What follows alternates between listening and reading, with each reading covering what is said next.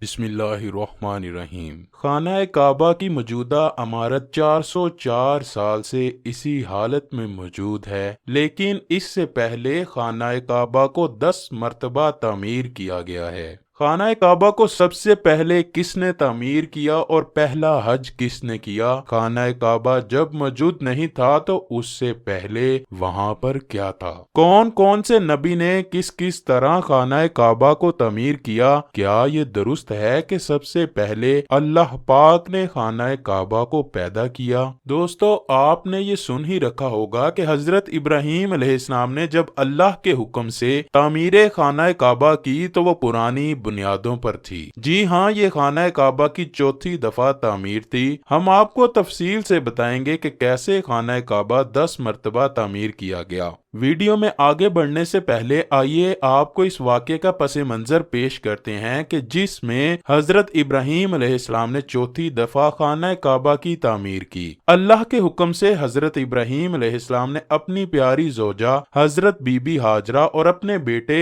حضرت اسماعیل علیہ السلام کو مکہ کی بنجر و ویران زمین پہاڑوں کے درمیان میں چھوڑ دیا، جہاں پر کوئی انسانی آبادی کا نام و نشان نہ تھا اور نہ ہی خانہ کعبہ کی عمارت تھی۔ خانہ کعبہ کی جگہ بس ایک سرخ ٹیلا تھا۔ یہ حضرت ابراہیم علیہ السلام کا مکہ میں پہلا چکر تھا۔ اس کے بعد جب دوسری دفعہ حضرت ابراہیم اپنے خاندان سے ملنے فلسطین سے مکہ آئے تو تب حضرت اسماعیل علیہ السلام کی قربانی کا واقعہ پیش آیا۔ تیسری بار جب حضرت ابراہیم مکہ تشریف لائے تو حضرت اسماعیل کی شادی ہوئی اور حضرت ہاجرہ کا انتقال ہو چکا تھا۔ چوتھی مرتبہ جب حضرت ابراہیم مکہ آئے تو آپ کی ملاقات حضرت اسماعیل سے ہو نہ پائی۔ پھر پانچویں بار جب آپ مکہ آئے تو اللہ پاک نے آپ کو بیت اللہ تعمیر کرنے کا حکم دیا۔ حضرت ابراہیم علیہ السلام نے اسماعیل علیہ السلام سے فرمایا کہ میرے بیٹے، اللہ تعالیٰ نے مجھے حکم دیا ہے کہ میں اس گھر کی تعمیر کروں۔ تو حضرت اسماعیل علیہ السلام نے فرمایا کہ ضرور کیجئے، خدمت کے لیے میں حاضر ہوں۔ چنانچہ ایک روایت کے مطابق خانہ کعبہ کی بنیادوں کی نشاندہی حضرت جبرائیل علیہ السلام نے کی۔ اس پر حضرت ابراہیم علیہ السلام اور حضرت اسماعیل علیہ السلام نے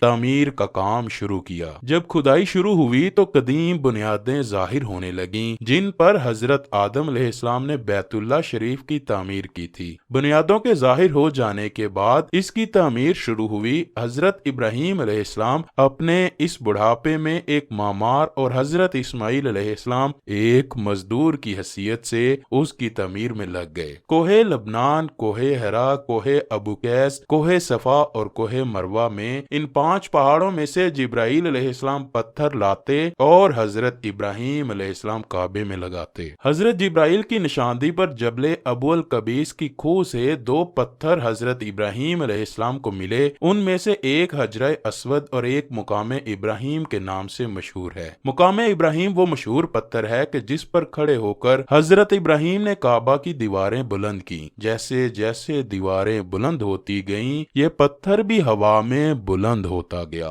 رسول اللہ صلی اللہ علیہ وآلہ وسلم نے ارشاد فرمایا، جس کا مفہوم ہے حجرہ اسود جب جنت سے اترا تو دودھ سے بھی زیادہ سفید تھا، پھر انسان کے گناہوں نے اسے سیاہ کر دیا۔ ایک اور حدیث میں نبی کریم نے فرمایا، حجرہ اسود اور مقام ابراہیم جنت کے یاقوتوں میں سے 2 یاقوت ہیں۔ اللہ تعالیٰ نے ان کے نور کی روشنی بجھا دی، اور اگر اللہ تعالیٰ اسے نہ بجھاتا تو یہ مشرق سے مغرب تک سب کو روشن کر دیتے۔ یہ تو تھی خانہ کعبہ کی چوتھی دفعہ ہونے والی تعمیر۔ آئیے اب آپ کو پوری تاریخ تعمیر کعبہ بتاتے ہیں کہ کب اور کس نے کس کس طرح اس کی تعمیر کی۔ پہلی تعمیر حضرت آدم علیہ السلام کی تخلیق سے 2000 سال قبل سب سے پہلے خانہ کعبہ فرشتوں نے تعمیر کیا۔ تفسیر قرطبی میں لکھا ہے کہ جب اللہ پاک سے فرشتوں نے کہا کہ انسان تو تخلیق کے بعد زمین میں فساد برپا کرے گا اور بہت خون ریزی ہوگی، جس پر اللہ پاک نے کہا، جو کچھ میں جانتا ہوں وہ تم نہیں جانتے۔ فرشتے یہ گمان کرنے لگے کہ اللہ پاک ہم سے ناراض ہو گیا۔ وہ طواف کرنے لگے اور اللہ پاک کی تسبیح بیان کرنے لگے تو اللہ تعالیٰ نے ان پر رحمت نازل نازل فرمائی اور عرش کے نیچے حسن و جمال میں بے مثال گھر زبر و جد کے 4 ستونوں پر قائم فرمایا اور یہ گھر بیت معمور کے نام سے مشہور ہوا۔ سورۃ طور کی آیت نمبر 49 میں اللہ پاک نے بیت معمور کا ذکر فرمایا۔ بیت المعمور 7ویں آسمان میں عرش کے سامنے کعبہ شریف کے بالکل اوپر ہے۔ آسمانوں میں اس کی حرمت ایسے ہی ہے جیسے زمین پر کعبہ معظمہ کی حرمت ہے۔ یہ آسمان والوں کا قبلہ ہے اور ہر روز 70,000 فرشتے اس میں طواف اور نماز کے لیے حاضر ہوتے ہیں۔ پھر کبھی انہیں واپس یہاں آنے کا موقع نہیں ملتا بلکہ ہر روز نئے 70,000 فرشتے حاضر ہوتے ہیں۔ اس کے علاوہ بخاری و مسلم شریف کی حدیث ہے کہ حضور صلی اللہ علیہ وآلہ وسلم کو بھی بیت المعمور دکھایا گیا۔ اس کے بعد اللہ تعالیٰ نے فرشتوں کو حکم دیا کہ زمین پر بھی اس بیت المقدس کی مانند میرا گھر بناؤ تاکہ جس طرح فرشتے بیت المعمور کا طواف کرتے ہیں اسی طرح زمین پر میرے بندے اس گھر کا طواف کریں۔ چنانچہ حکم الہی کی تعمیل میں فرشتوں نے بیت اللہ شریف کی تعمیر کی، اس کا طواف شروع کیا اور فرشتوں نے ہی اس کا سب سے پہلا حج بھی ادا کیا۔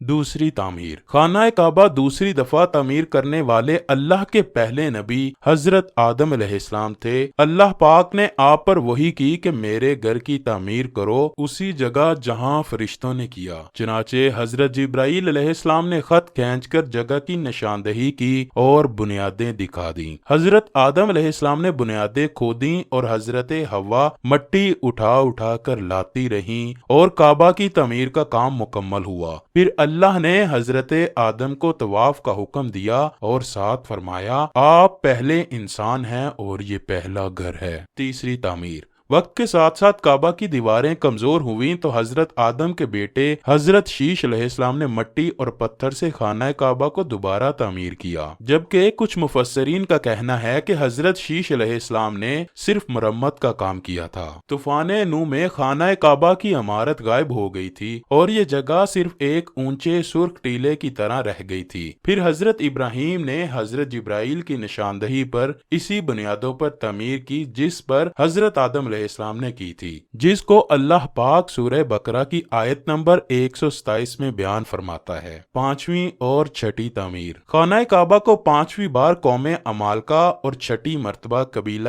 جرہم نے تعمیر کیا۔ قبیلہ جرہم میں سے جس شخص نے یہ کام کیا اس کا نام حرس بن مزاز اصغر تھا۔ 7ویں تعمیر۔ نبی آخر الزماں حضرت محمد صلی اللہ علیہ وآلہ وسلم کے پاک نسب میں سے ایک بزرگ حضرت قصا بن کلاب نے خانہ کعبہ از سر نو تعمیر کیا اور ایک بے مثال پختہ عمارت تعمیر فرمائی۔ 8ویں تعمیر۔ قبیلہ قریش کی سرداری کے دور میں ایک زبردست سیلاب آیا جس سے خانہ کعبہ کی دیواریں بے حد کمزور ہو گئیں تو متفقہ فیصلے کے تحت خانہ کعبہ کو قبیلہ قریش نے تعمیر فرمایا جس میں حضور نبی کریم صلی اللہ علیہ وآلہ وسلم نے بھی شرکت فرمائی، لیکن سرمایہ کم ہونے کے باعث قریش کی تعمیر میں حتیم کو شامل نہیں کیا گیا تھا۔ 9ویں تعمیر۔ یزیدی فوج کی سنگ باری سے جب خانہ کعبہ کی دیواریں شکستہ ہو گئیں تو حضرت عبداللہ بن زبیر نے حتیم جو کہ قریش کی تعمیر میں شامل نہ کیا گیا تھا اس کو شامل کر کے بنیاد